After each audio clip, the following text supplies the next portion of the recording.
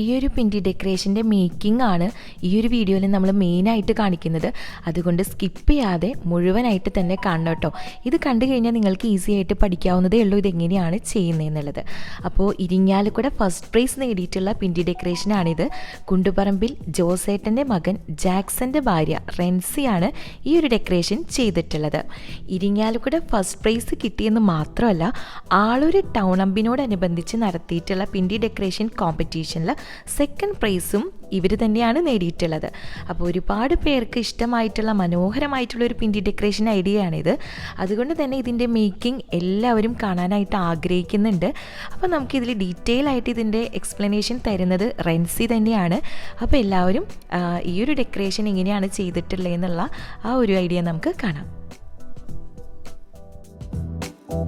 നമ്മളിപ്പോൾ ഈ കാണുന്ന ഒരു വെയ്സ് നമ്മുടെ ഇരിഞ്ഞാലക്കുട പിണ്ടി പെരുന്നാളിന് 1ാം സമ്മാനം കിട്ടിയ പിണ്ടിയാണ്.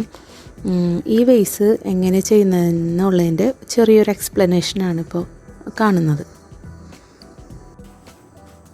നമ്മുടെ വെയ്സ് വരുന്നത് ഈ ഒരു ഷേപ്പിലാണ്. ഈ ഷേപ്പിലാണ് നമ്മൾ കട്ട് ചെയ്യേണ്ടത്.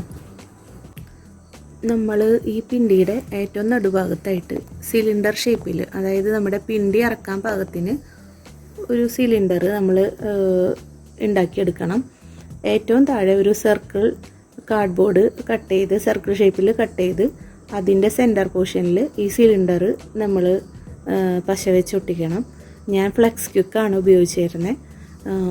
അത് കഴിഞ്ഞ് അതിന്മേലാണ് നമ്മൾ ഈ ഓരോ പാളികളും ഒട്ടിച്ചു കൊടുക്കുന്നത്. ഇങ്ങനെ ഓരോ പാളികളും ഒട്ടിച്ചെടുത്ത് ഈ ഒരു ഷേപ്പിൽ നമ്മൾ വെയ്സിനെ സെറ്റ് ചെയ്യും. അത് കഴിഞ്ഞ് നമ്മൾ ഈ കാണുന്ന വെയ്സിൻ്റെ ഓരോ പാളികളും തമ്മിലുള്ള ഗ്യാപ്പ് ഇതേപോലെ കാർഡ്ബോർഡ് വെച്ച് ഫുള്ളായിട്ട് കവർ ചെയ്യും. കവർ ചെയ്ത് പിന്നെ അതിൻ്റെ മുകളിലാണ് നമ്മൾ ബാക്കി ഡിസൈനും കാര്യങ്ങളെല്ലാം ചെയ്യുന്നത്. നമ്മുടെ വെയ്സിലുള്ള ഒരു ഡിസൈൻ ഉണ്ടല്ലോ, ആ ഡിസൈൻ ഇങ്ങനെ 3 അളവുകളിൽ 3 പേപ്പർ കട്ട് ചെയ്ത്, അതായത് 3 കളർ പേപ്പറുകൾ കട്ട് ചെയ്ത് അതിന് ഒട്ടിച്ചിട്ടാണ് നമ്മൾ ആ ഡിസൈൻ ചെയ്തിരിക്കുന്നത്. നമ്മൾ ആ ഡിസൈൻ ഒട്ടിച്ച് കഴിഞ്ഞിട്ടുള്ള ലുക്കാണ് ഈ കാണുന്നത്. ഈ ഡിസൈൻ ചെയ്യാൻ വേണ്ടി നമ്മൾ ആദ്യം എടുക്കേണ്ടത് ഇതുപോലെയുള്ള സ്ക്വയർ പീസുകളാണ് നമുക്ക് ചെയ്യേണ്ടത്. ഇങ്ങനെയുള്ള സ്ക്വയർ പീസുകൾ എടുത്ത് എവിടെയാണോ നമുക്ക് ഡിസൈൻ ചെയ്യേണ്ടത് അവിടെ ഇതുപോലെ പശ തേക്കുക. ഈ സ്ക്വയർ പീസിൻ്റെ സെൻറ്ററിൽ പിടിക്കുക, ജസ്റ്റ് ഇങ്ങനെ കുത്തി കൊടുക്കുക. ഓരോരോ പീസുകൾ, സംഭവം സിമ്പിളായിട്ടുള്ള വർക്കാണ്. എന്നാലും ഇതിങ്ങനെ നിറച്ച് കുത്തി കഴിയുമ്പോൾ അതിനൊരു പ്രത്യേക ഭംഗിയാണ്.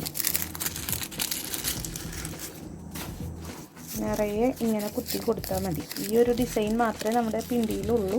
അത് തന്നെ നമ്മളത് ഫുള്ളായിട്ട് കവർ ചെയ്ത് വരുമ്പോൾ അതൊരു നല്ല ഭംഗിയിൽ വരും. ഇതെല്ലാം ചെയ്ത് കഴിഞ്ഞിട്ടുള്ള ഫൈനൽ ലുക്കാണ് ഇപ്പോൾ ഈ കാണുന്നത്.